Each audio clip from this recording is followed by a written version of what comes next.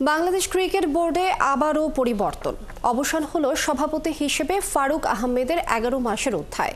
নতুন প্রেসিডেন্ট হিসেবে দায়িত্ব নিয়েছেন বাংলাদেশ জাতীয় দলের সাবেক অধিনায়ক আমিনুল ইসলাম বুলবুল। শুধু সভাপতিই নয়, আরও 2 পদের জন্য নতুন নাম এসেছে বিসিবির বোর্ড সভা থেকে। সিনিয়র সহসভাপতি হিসেবে দায়িত্ব পেয়েছেন নাজমুল আবেদিন ফাহিম ও সহসভাপতি হিসেবে নির্বাচিত হয়েছেন ফাহিম সিনহা।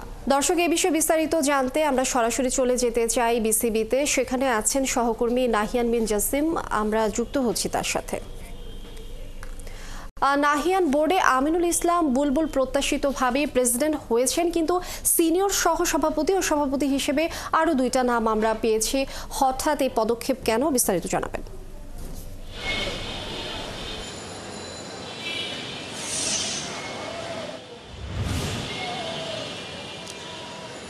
লিনি, আসলে বৃষ্টি স্নাত দিনে সকালবেলা থেকেই বিসিবিতে কিছুটা উত্তাপ বিরাজ করছিল। আসলে খুব স্বাভাবিকভাবেই যে নতুন প্রেসিডেন্ট হতে যাচ্ছেন আমিনুল ইসলাম বুলবুল, এটা প্রত্যাশিতই ছিল এবং মোটামুটি এটা ছক কিন্তু আগে থেকেই কষা ছিল এবং সব কিছু আনুষ্ঠানিকতার একটা পর্যায়ে চলে গিয়েছিল। এবং সেই আনুষ্ঠানিকতা আজকে বিকেল 4:30টার দিকে যেই বোর্ড মিটিংটা হওয়ার কথা ছিল, সেই বোর্ড মিটিংটা 5টায় শুরু হয়েছে এবং খুব অল্প সময়ের মধ্যেই বিসিবির যেই 9 জন ডিরেক্টর আছেন তাদের যেই ভোট, সেই ভোটে কিন্তু আসলে তারা নির্বাচিত করেছেন আমিনুল ইসলাম বুলবুলকে। একেবারেই প্রত্যাশিত, আপনি যেটা বলেছিলেন। এবং একই সঙ্গে সিনিয়র সহসভাপতি হিসেবে নাজমুল আবেদিন ফাহিম এবং সহসভাপতি হিসেবে ফাহিম সিনহা, এটাও কিন্তু আসলে আমরা আরও কয়েকদিন আগ থেকেই কিন্তু এই বিষয়টা শুনছিলাম যে এরকম একটা পদে এই দুজনকে আমরা দেখতে পাবো। সেটাও কিন্তু আসলে সত্যি হয়েছে এবং খুব অল্প সময়ের মধ্যে মিটিংটা ঠিক 5টার দিকে শুরু হয়েছে এবং অল্প সময়ের মধ্যে কিন্তু এই সিদ্ধান্তটা চলে এসেছে। গত কয়েকদিন ধরেই কিন্তু আসলে বিসিবির এই পদ বা বিসিবি সভাপতির পদটা নিয়ে অনেক আলোচনা হচ্ছিল। ফারুক আহমেদের চলে যাওয়া, তার পদত্যাগ, সব কিছু নিয়ে অনেক আলোচনা হচ্ছিল।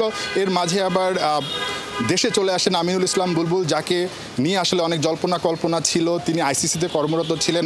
সবার আগে আসলে 71 টেলিভিশন সেই খবরটা প্রকাশও করেছিল যে আমিনুল ইসলাম বুলবুলকে আসলে এনএসির পক্ষ থেকে কাউন্সিলর করার মাধ্যমে বোর্ড প্রেসিডেন্টের দায়িত্ব দেওয়ার একটা চিন্তাভাবনা চলছে এবং সেটাই আসলে 15 দিন পর আমরা দেখলাম সত্যি হলো।